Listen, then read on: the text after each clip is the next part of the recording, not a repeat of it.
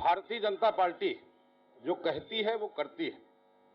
1998 के लोकसभा चुनाव के दौरान भारतीय जनता पार्टी के घोषणा पत्र में छत्तीसगढ़ राज्य निर्माण का वादा था और उस वादे को भारतीय जनता पार्टी ने छत्तीसगढ़ राज्य बनाकर पूरा किया।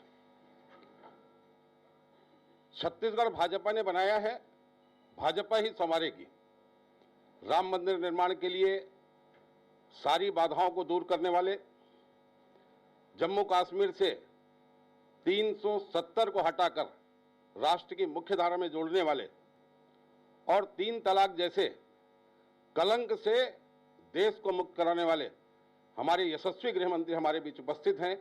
मैं उनसे आग्रह करूंगा कि आज छत्तीसगढ़ के लिए गौरव का दिवस है और छत्तीसगढ़ की जनता को भारतीय जनता पार्टी की सरकार बनने पर हम जो सौगात देने वाले हैं, उस घोषणा पत्र का, संकल्प पत्र का वो विमोचन करें। इस बात का मैं आग्रह करूंगा आदरणीय अमित शाह जी से।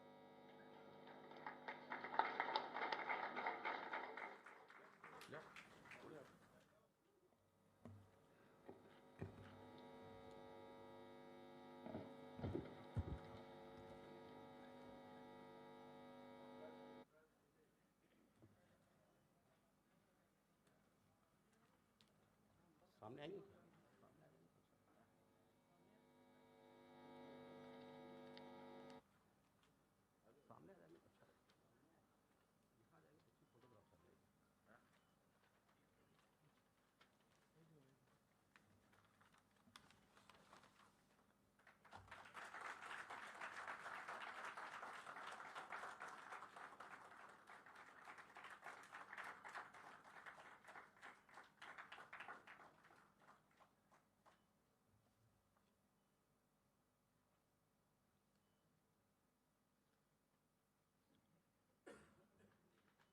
छत्तीसगढ़ के लिए मोदी की गारंटी 2023। माननीय हमारे यशस्वी गृह मंत्री उपस्थित हैं। मैं उनसे आग्रह करूंगा कि हमारे इस घोषणा पत्र के संबंध में छत्तीसगढ़ के सभी पत्रकार बंधु, मीडिया जगत के लोगों के सामने अपनी बात रखेंगे। माननीय अमित शाह जी।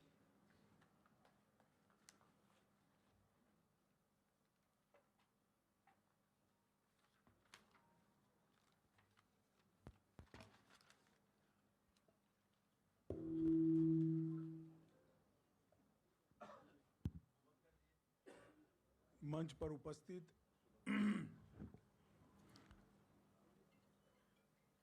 प्रदेश अध्यक्ष जी श्रीमान रमन सिंह जी, भारतीय जनता पार्टी के राष्ट्रीय उपाध्यक्ष और हमारे प्रभारी,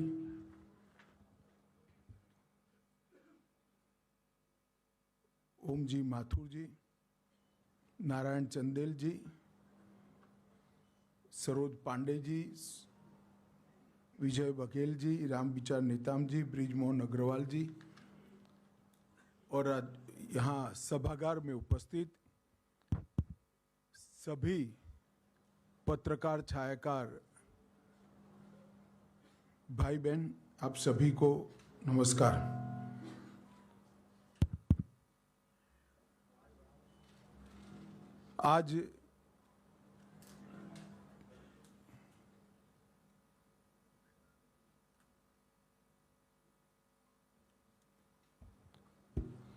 आज यहाँ पर मैं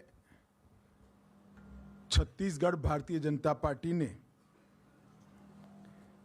आगामी चुनाव में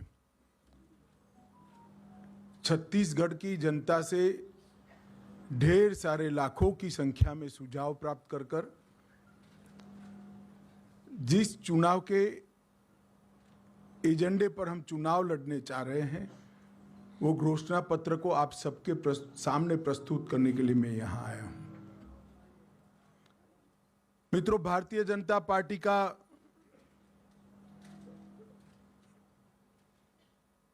एक रिकॉर्ड है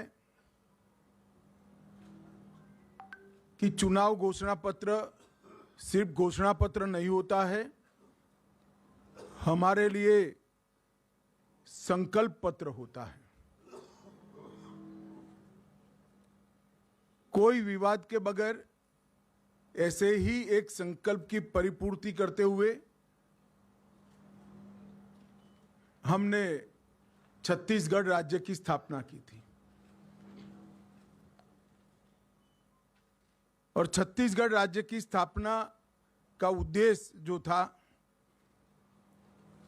वो एक प्रकार से विकास से महरूम रह गए ये पूरे क्षेत्र को एक नया राज्य बनाकर विकास की मुख्यधारा में सम्मिलित करना था।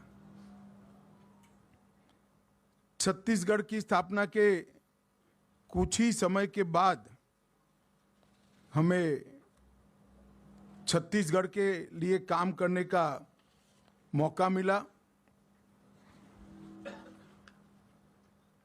15 साल तक रमन सिंह जी के नेतृत्व में छत्तीसगढ़ में भारतीय जनता पार्टी की सरकार चली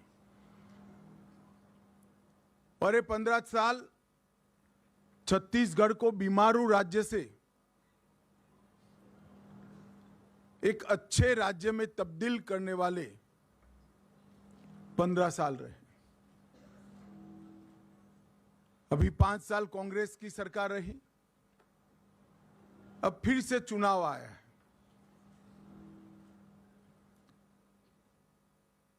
मुझे मालूम है यहां पर छत्तीसगढ़ की जनता परिवर्तन करने जा रही है। मैं छत्तीसगढ़ में घुमा हूं, जनता से संवाद भी किया है। मैं भारतीय जनता पार्टी की ओर से छत्तीसगढ़ की जनता को आश्वस्त करना चाहता हूं कि बीमारू राज्य से हमने छत्तीसगढ़ को अच्छा राज्य बनाया है और ये अच्छे राज्य को संपूर्ण विकसित राज्य बनाने का काम हम आने वाले 5 साल के अंदर करेंगे। 15 साल जो हमारे रहे वो 15 साल में रमन सिंह के नेतृत्व में और 5 साल रमन सिंह और नरेंद्र मोदी जी के नेतृत्व में, शुरुआत के 10 साल ढेर सारी अड़चने होने के बावजूद भी हमने छत्तीसगढ़ का दिन दूना रात चौगुना विकास करने का काम किया। छत्तीसगढ़ के कई दुर्गम क्षेत्रों को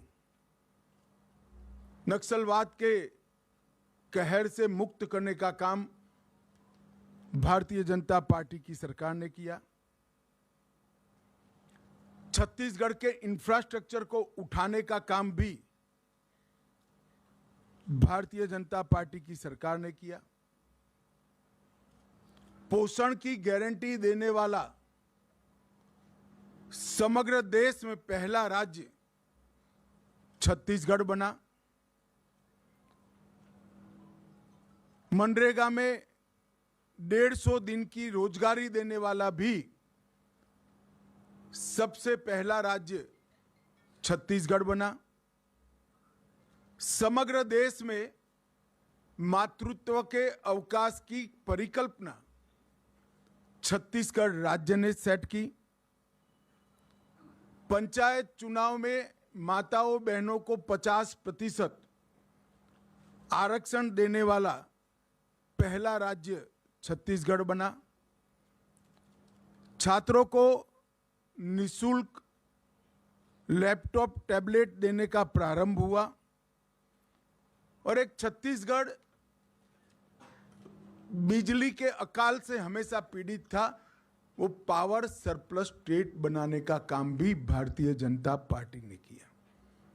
इसके साथ साथ पावर हब, सीमेंट मैन्युफैक्चरिंग का हब, इस्पात मैन्युफैक्चरिंग का हब, एल्यूमिनियम मैन्युफैक्चरिंग का हब, हेल्थ केयर की अच्छी सुविधाएं और डिजिटल क्रांति की शुरुआत भी भारतीय जनता पार्टी के शासन में हुई।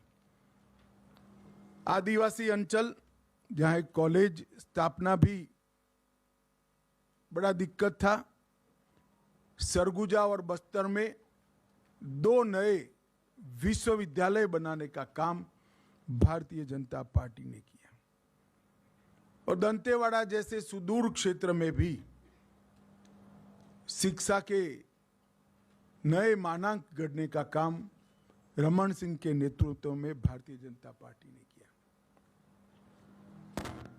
उसी कालखंड में 2 मेडिकल कॉलेज से वहां से बढ़ाकर हमने 15 तक पहुंचाए। मेडिकल के विद्यार्थियों की सीटों की उपलब्धि 100 से बढ़ाकर 1100 तक ले गए। इंजीनियरिंग कॉलेज 14 से बढ़ाकर 50 तक ले गए। पॉलिटेक्निक कॉलेज 10 से बढ़ाकर 51 तक ले गए। आईटीआई 61 से बढ़ाकर 176 तक ले गए। डेंटल कॉलेज 1 से बढ़ाकर 5 तक ले गए। नर्सिंग कॉलेज 1 से बढ़ाकर 84 तक ले गए। मैनेजमेंट के कॉलेज 2 से बढ़ाकर 16 तक ले गए और पशु चिकित्सा कॉलेज और कृषि कॉलेज 4 से बढ़ाकर 31 तक ले जाने का काम हुआ। परंतु बीच में भूपेश जी की प्रकृति है ऐसे, और ये तो मानना ही पड़ेगा, झूठा प्रचार करने में पूरे भारत में उनका कोई सानी नहीं है। गलत सीडी बनाना, फर्जी सीडी बनाना, फर्जी पेन ड्राइव बनाना, फर्जी अखबार में समाचार प्लांट करना, इसमें इनको सिद्धता है। एक वातावरण बनाकर उन्होंने 5 साल के लिए सत्ता ली और ये 5 साल में क्या हुआ? 2000 करोड़ का शराब घोटाला हुआ, 500 करोड़ का कोयले के परिवहन का घोटाला हुआ, प्रधानमंत्री अन्न योजना में कोरोना के समय में हजारों करोड़ का घोटाला किया। और मैंने मेरे सार्वजनिक जीवन में कभी भी देश भर में कहीं पर भी और आज भी होने के बाद भी गोबर में कोई घोटाला कर सकता है ऐसी सक्षमता नहीं दिखी है। यहां पर गाय के गोबर में भी घोटाला करने का काम इन्होंने किया। 1300 करोड़ का गोठान घोटाला किया, 600 करोड़ का पीडीएस घोटाला, 5000 करोड़ का अभी तो शुरुआती जांच है महादेव ऐप का घोटाला, जिनके कारण उनकी नींद उड़ी हुई है। पब्लिक सर्विस कमीशन का घोटाला हुआ। प्रधानमंत्री जी ने गरीब आदिवासियों के विकास के लिए खदान से जो खनिज बाहर आता है, इसका एक हिस्सा डिस्ट्रिक्ट मिनरल फंड के लिए बनाया। इसमें से भी 700 करोड़ रुपए सरकार चाऊ कर गई।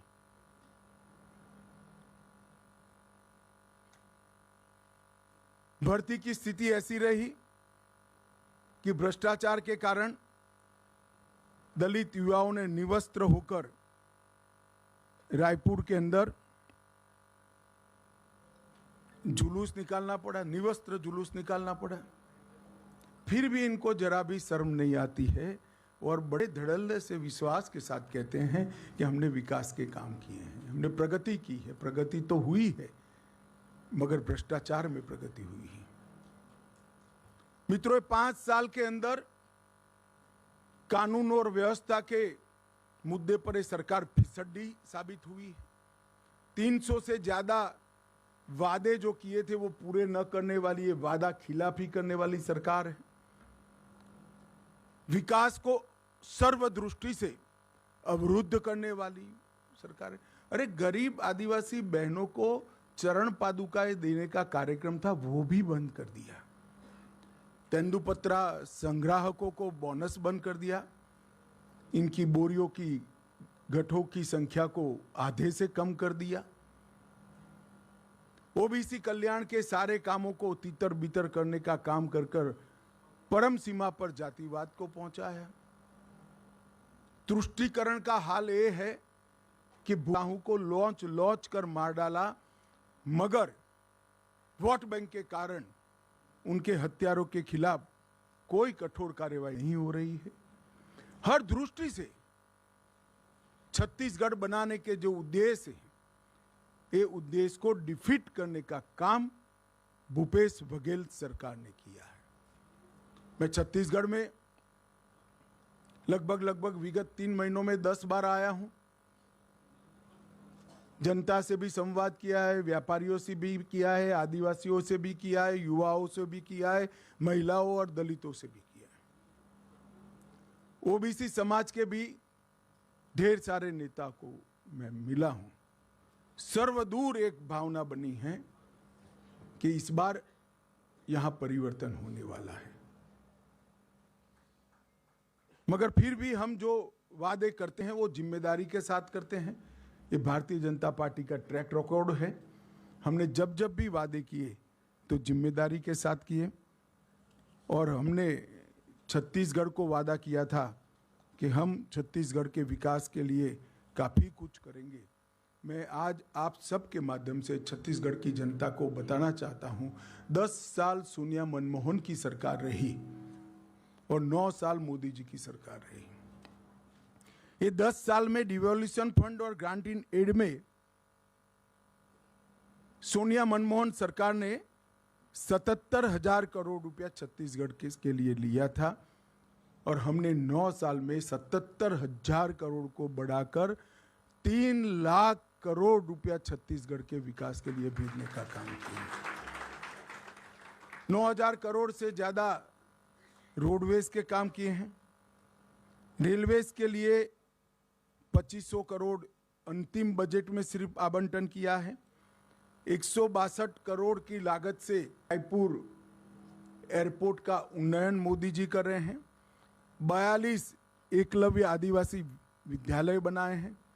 500 मेगावाट की क्षमता के सोलर पार्क की स्थापना की है।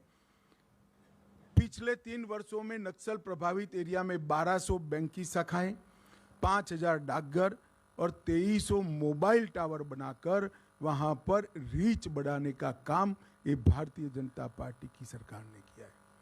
जगदलपुर में 2 ट्राइब्स इंडिया शोरूम बनाने का काम किया है, और ढेर सारे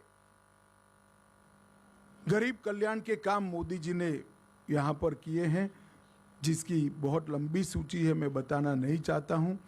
परंतु मैं इतना जरूर बताना चाहता हूँ कि छत्तीसगढ़ के हर गरीब को घर में बिजली, शुद्ध पीने का पानी, गैस का सिलेंडर, शौचालय, और इसको 5 लाख तक की सारी स्वास्थ्य की सुविधाएं, और प्रति व्यक्ति प्रति माह 5 किलो अनाज देने का काम कर कर नरेंद्र मोदी जी ने हमारी सरकार न होने के बावजूद भी छत्तीसगढ़ की जनता की सेवा बहुत प्रमुखता के साथ और एग्रेसिवनेस के साथ की। परंतु मैं छत्तीसगढ़ की जनता को कहना चाहता हूं कि मोदी जी जो करना चाहते हैं उसमें श्रीमान बघेल सबसे बड़ा विज्ञ है, और ये विघ्न मोदी जी को छत्तीसगढ़ का डेवलपमेंट नहीं करने देता है। उनको डर है कि अगर ये सारे काम हो गए तो भारतीय जनता पार्टी लोकप्रिय बन जाएगी और उनकी कुर्सी चली जाएगी।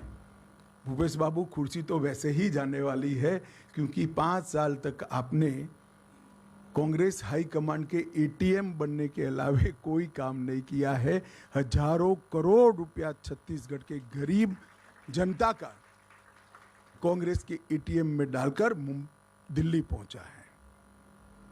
हमने लाखों लोगों के साथ चर्चा कर कर एक घोषणा पत्र तैयार किया है। मोदी गारंटी के सभी चीजों को तो मैं नहीं पढ़ता, परंतु इसमें से 20 प्रमुख वादों को मैं आप सब लोगों के सामने जरूर रखना चाहता हूं। हमने तय किया है कि कृषि उन्नति योजना की शुरुआत करेंगे, जिसके अंतर्गत 21 क्विंटल प्रति एकड़ धान, चिंता मत करो, मैं फिर से बोलता हूं, 21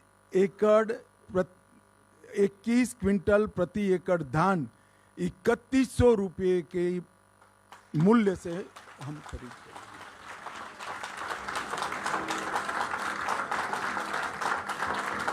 और इसके साथ साथ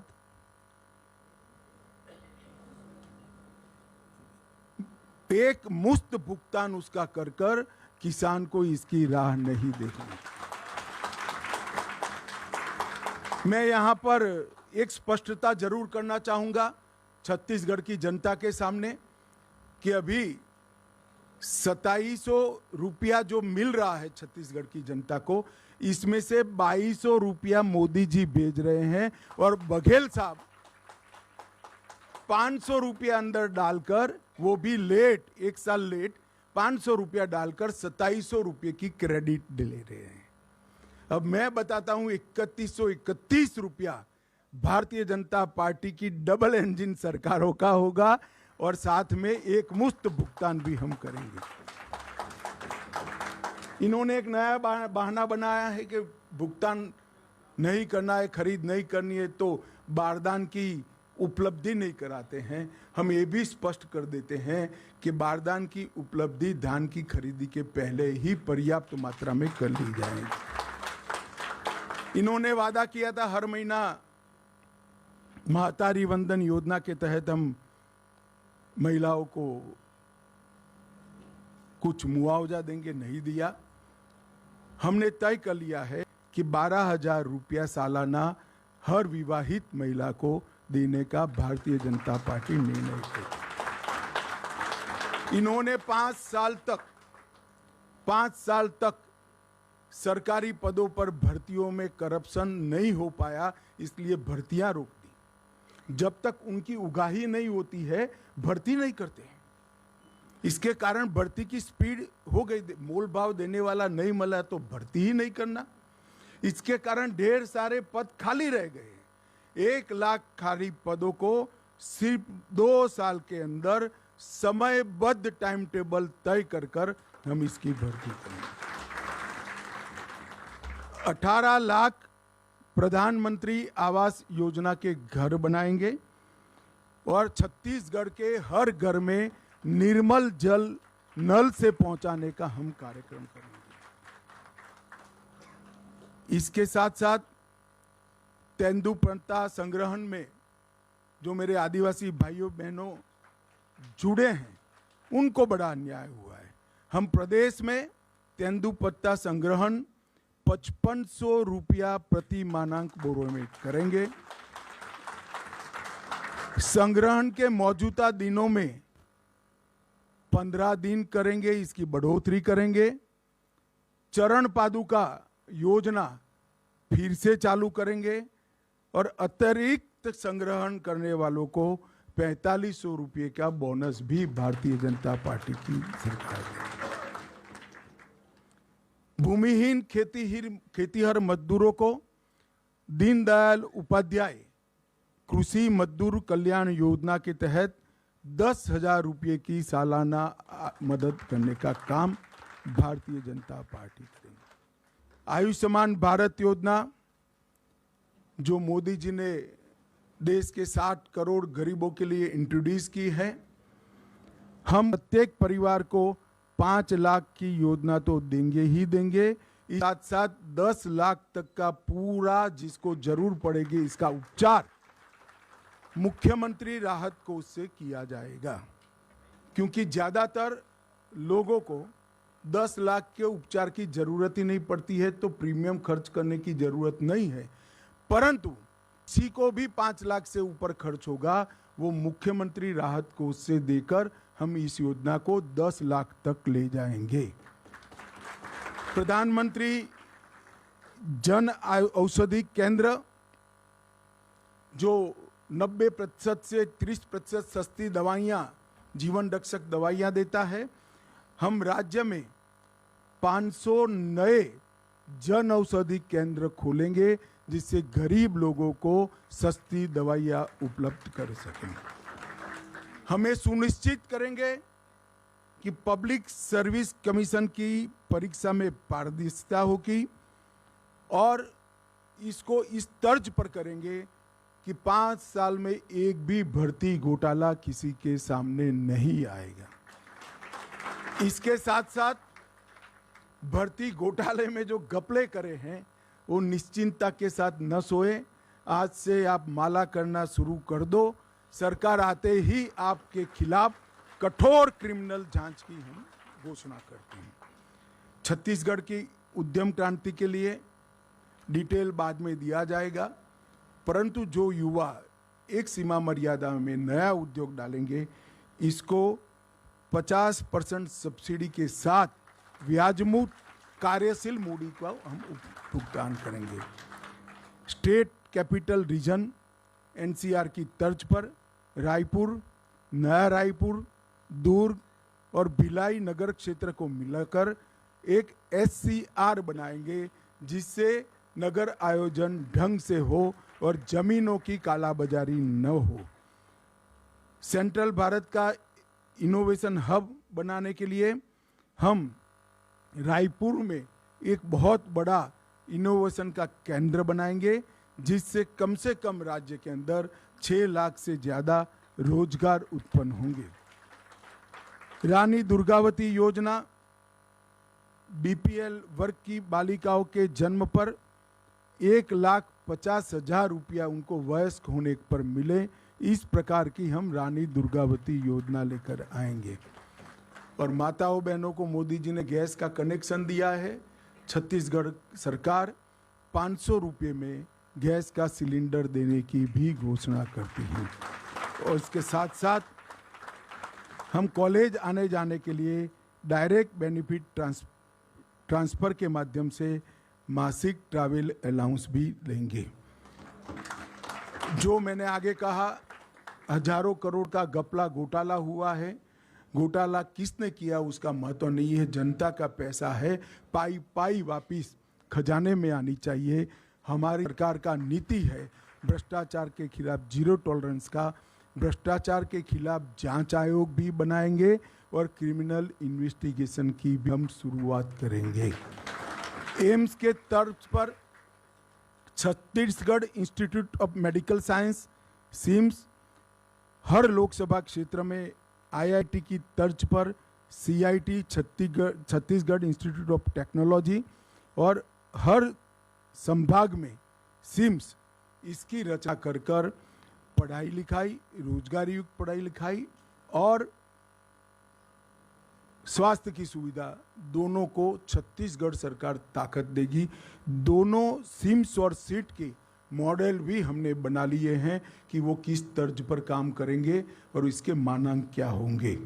इन्वेस्ट छत्तीसगढ़ सम्मेलन की शुरुआत कर कर वैसे भी इन्वेस्टमेंट आएगा, भ्रष्टाचार नहीं होगा, मगर फिर भी एकल खिड़की योजना शुरू कर कर इन्वेस्ट छत्तीसगढ़ सम्मेलन की फिर से शुरुआत कर कर हम इन्वेस्टमेंट को यहाँ लाएंगे। सरकार तुहर द्वार के माध्यम से लोकाभिमुख एडमिनिस्ट्रेशन की दिशा में हम आगे बढ़ेंगे। शक्तिपीठ परियोजना के तहत 1000 किलोमीटर लंबी शक्तिपीठ परियोजना छत्तीसगढ़ के 5 शक्तिपीठ को और उत्तराखंड के 4 धाम की यात्रा के तर्ज पर विकसित कर कर छत्तीसगढ़ को यात्रा धाम के क्षेत्र में, टूरिज्म के क्षेत्र में एक नई ऊंचाई पर ले जाएंगे। और सबसे अंतिम है, अयोध्या में राम मंदिर बन रहा है। 22 जनवरी को मोदी जी इसका प्राण प्रतिष्ठा करने वाले हैं। छत्तीसगढ़ के गरीब लोगों को रामलल्ला के दर्शन के लिए रामलल्ला दर्शन योजना भी हम लेकर आएंगे, जिससे रामलल्ला के दर्शन करें।